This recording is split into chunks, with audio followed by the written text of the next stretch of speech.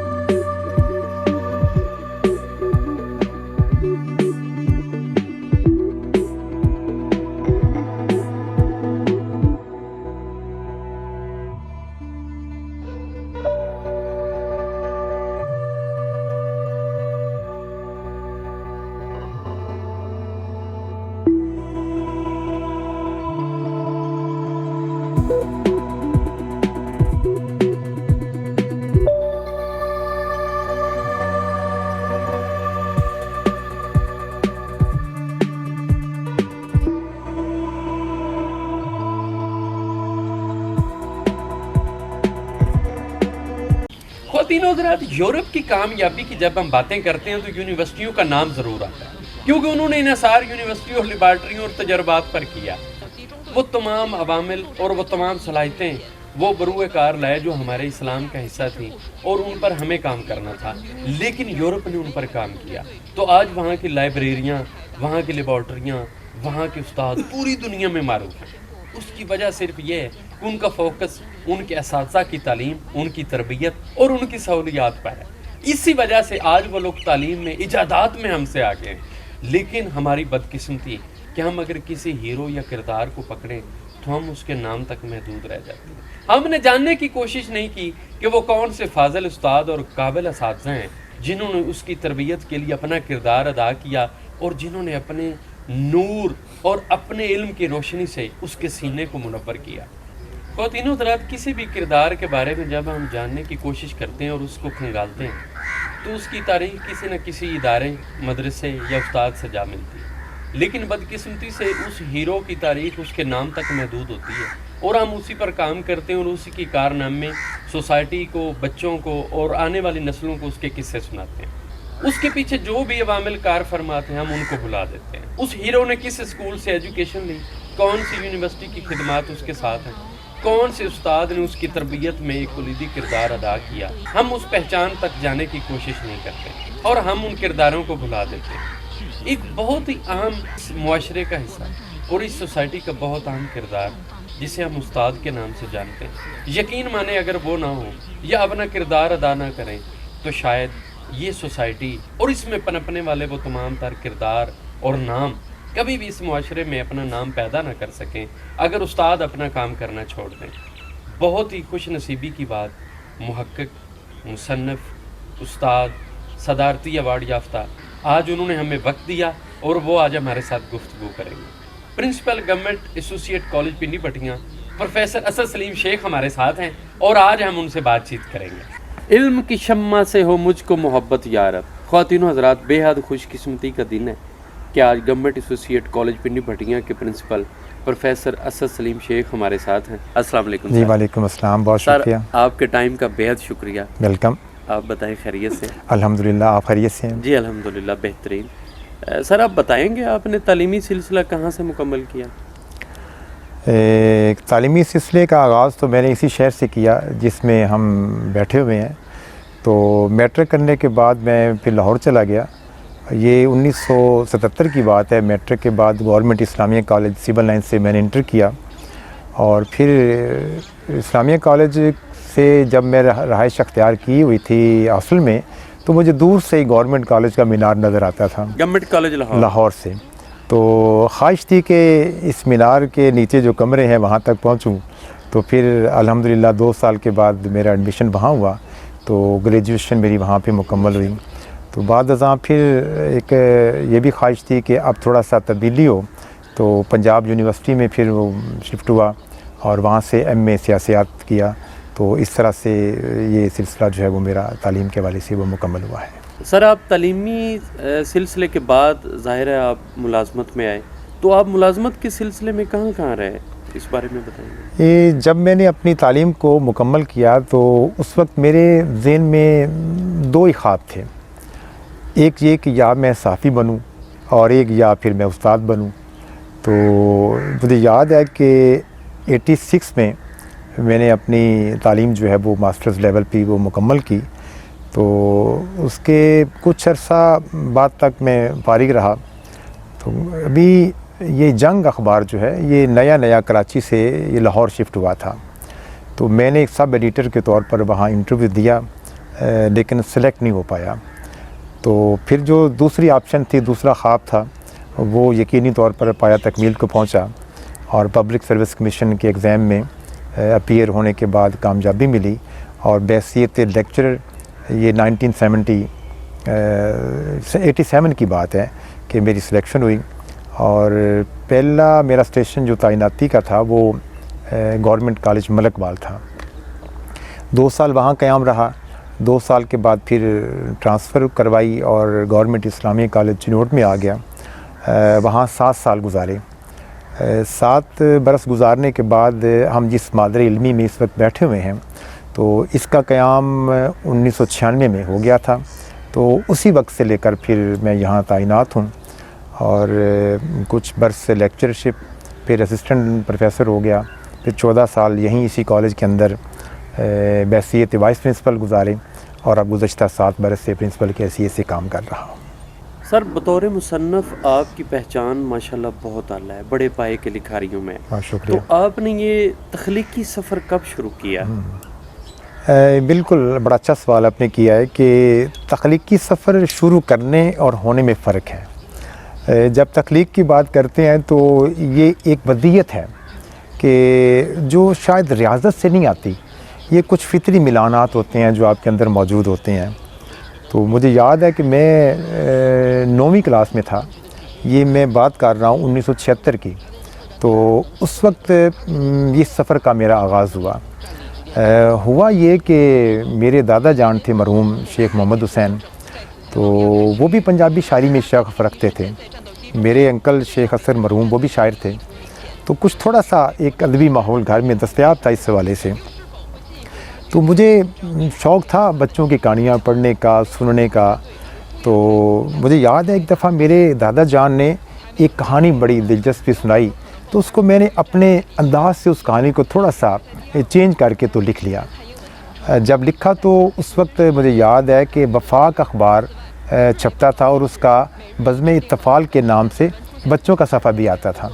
تو نوائے وقت بھی اس زمانے میں اخبار ہمارے گھر میں آتا تھا, امروز بھی کبھی کبھی آتا تھا. تو ان تمام اخبارات میں بچوں کے صفحات باقاعدہ ویکلی چھپتے تھے. میں نے وہ کہانی وفاق اخبار کے بچوں کے اخبار میں بھیج دی تو وہ چھپ گئی.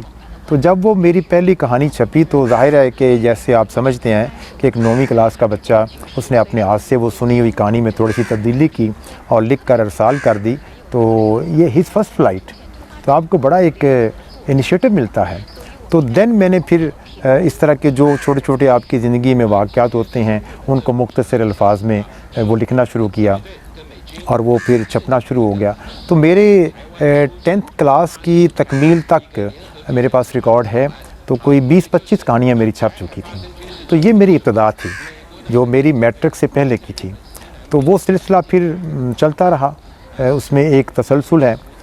جب گورنمنٹ کالج لاہور میں تھا تو پھر میں نے کچھ سماجی موضوعات پر وہ لکھنے شروع کیے آرٹیکلز. وہ بھی مختلف امروز میں بھی چھپے, وفاق میں بھی چھپے.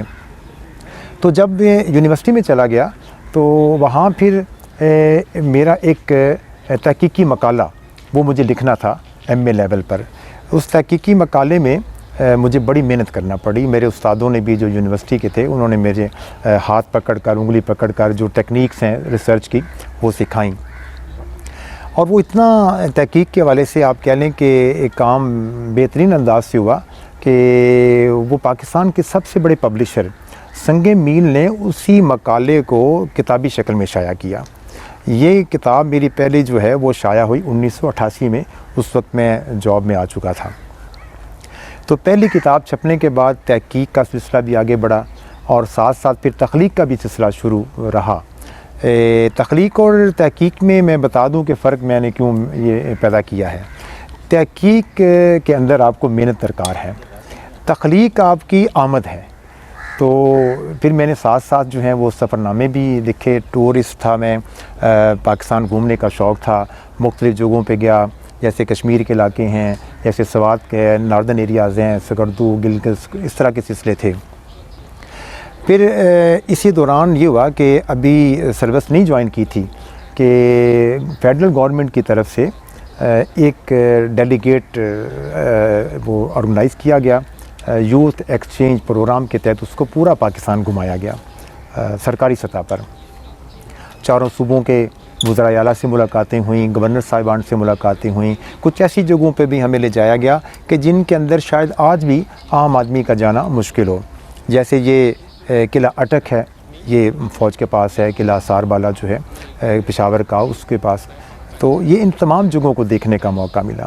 تو اس سفر پر مبنی 20 دن کے سفر میں 4000 مائلز کا سفر ہم نے چاروں صوبوں کا کیا, اور اس سفر پر مبنی پھر میرا سفر نامہ گھوم لیا پاکستان جو تھا وہ شائع ہوا. تو وہ جب سفر نامہ لکھا تو وہ پھر ایک تخلیق کا عمل بھی وہ شامل ہو گیا. تو اس طرح سے یہ سلسلہ شروع ہوا اور تسلسل کے ساتھ جاری رہا, اور مختلف موضوعات پر اگر دیکھا جائے تو اب تک میری 21 کتابیں جو ہیں وہ شائع ہو چکی ہیں. ماشاءاللہ ماشاءاللہ. خواتین و حضرات, ٹی وی چینلز اور بریکنگ نیوز کے باوجود آج بھی لوگ اینڈرائڈ موبائل اور انٹرنیٹ کی سہولت ہونے کے باوجود لوگ آج بھی راتوں کو چاند کی چاندنی دیکھنے باہر نکلتے ہیں. آج بھی شاعر لوگ نہروں کے کنارے چلتے ہیں. آج بھی بھیگے موسم کا مزہ لینے والے لوگ زندہ ہیں. لوگ آج بھی کتابوں کی تلاش میں سڑکیں گھومتے ہیں. لوگ آج بھی افسانہ تلاش کرنے کے لیے پرانی کتابیں کھنگالتے ہیں. لوگ آج بھی ان ٹیچر اور پروفیسرز کو ڈھونڈتے ہیں جن کی تحریریں ان کو مزہ دیتی ہیں. خواتین و حضرات, ہر دور میں ہر چیز کا گاہک موجود ہوتا ہے, لیکن اس کے لیے شرط یہ ہے کہ اس کو ڈھونڈنا آپ نے خود ہے. بہت خوش قسمت دن کہ آج پروفیسر اسد سلیم شیخ صاحب ہمارے ساتھ تشریف فرما ہیں. تو سر, آپ ہمارے ناظرین کو بتائیں گے کہ آپ کی کتابوں کے زیادہ تر موضوعات کیا ہیں؟ میری 21 کتابوں کو اگر دیکھا جائے تو مختلف موضوعات پر ہیں. اس میں ادب کا موضوع بھی ہے. ادب کے موضوع کی جب میں بات کرتا ہوں تو میرے 3 سفر نامے ہیں.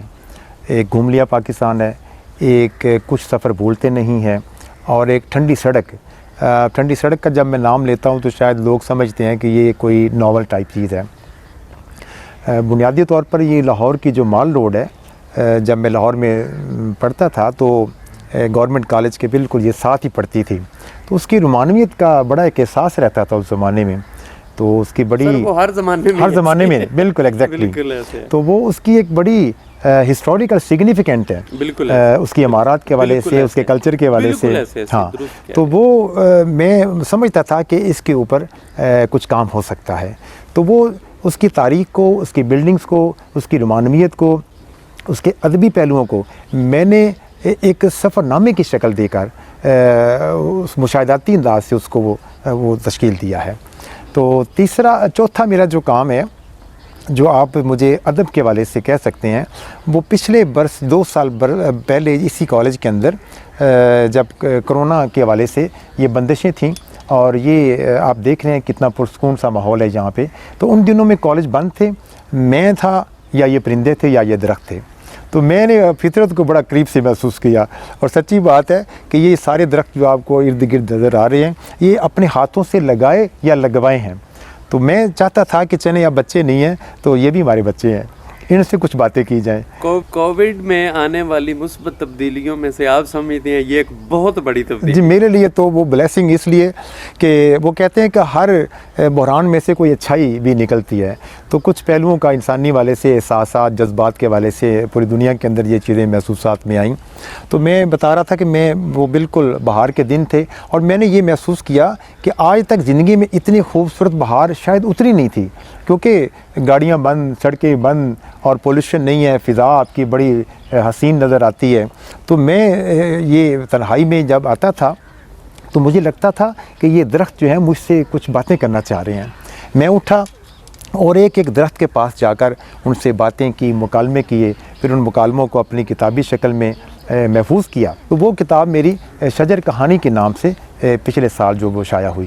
تو ادب کے حوالے سے یہ میرے 4 کام ہیں, یعنی 3 سفر نامے ہیں اور یہ شجر کہانی درختوں سے مکالموں کے حوالے سے ہے. باقی میرا ریسرچ کے حوالے سے دیکھا جائے تو زیادہ تر موضوع میرا پنجاب رہا ہے.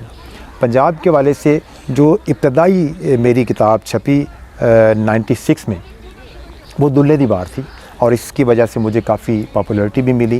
یہ میری کتاب جو دلہ بھٹی اور اس کی سرزمین کے حوالے سے ہے, یہ اردو میں بھی ہے اور انڈیا سے گرمکھی میں بھی اس کو ٹرانسلیٹ کر کے شائع کیا گیا, اور انگلش ورژن بھی ہے. یہ ایک کتاب میری 3 زبانوں میں چھپی ہے. حاکمان پنجاب, پنجاب کے اوپر میرا کام ہے. انسائکلوپیڈیا تحریک پاکستان تو ایک تحریک پاکستان کے حوالے سے ہے, لیکن نواب سعد اللہ خان تاریخ کا پہلا پنجابی وزیر اعظم, علمی پنجاب کا علمی اور ادبی ورثہ, اور نگر نگر پنجاب. یہ نگر نگر پنجاب نے بھی بڑی پذیرائی دی. یہ پورے پنجاب کے جتنے شہر اور قصبے ہیں اس کی تاریخ, تہذیب, تمدن, شخصیات, ادب, اس کے حوالے سے اس کا احاطہ کرتی ہوئی یہ کتاب ہے.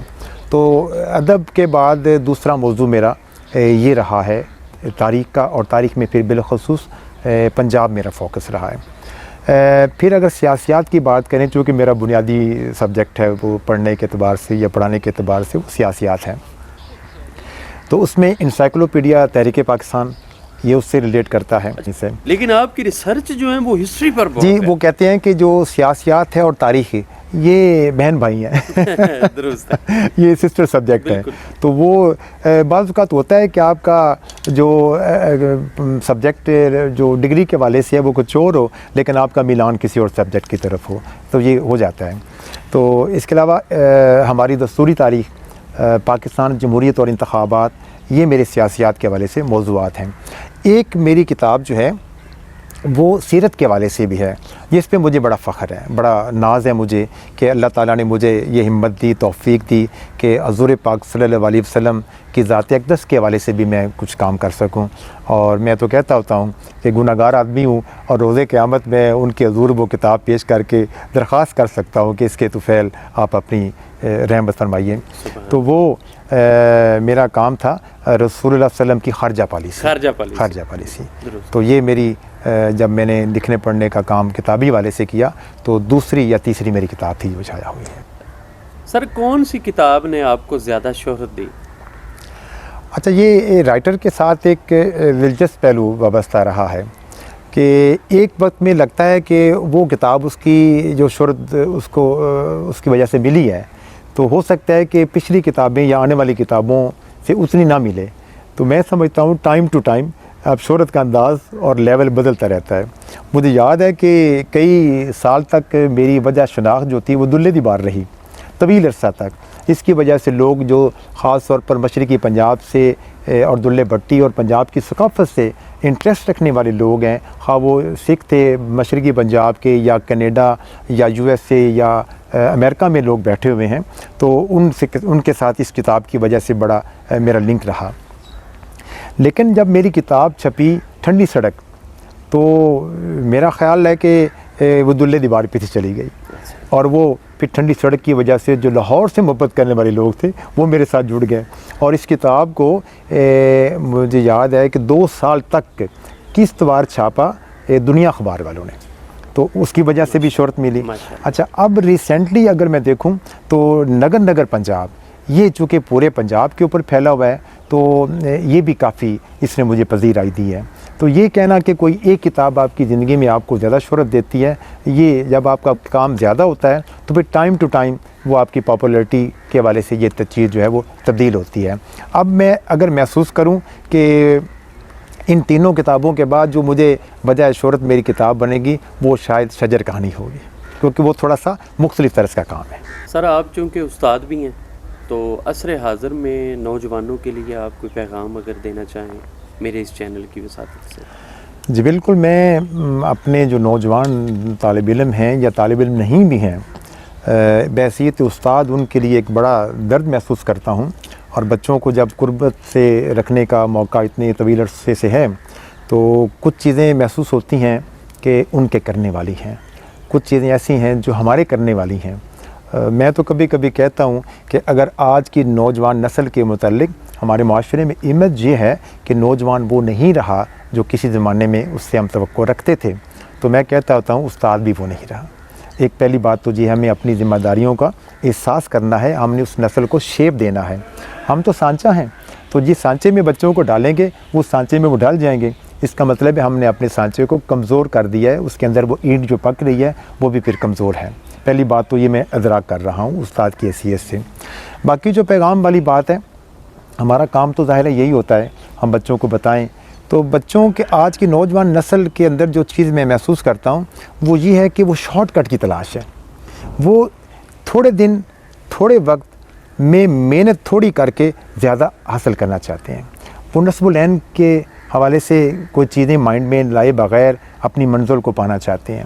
تو آج کی نوجوان نسل کو میں یہ کہنا چاہوں گا کہ دنیا کے اندر آپ مطالعہ کر لیں، جتنے کامیاب انسان ہیں وہ بغیر محنت کے منزل حاصل نہیں کر پائے وہ، تو اس کے لیے ضروری ہے ریاضت، محنت، نصب العین کا تعین۔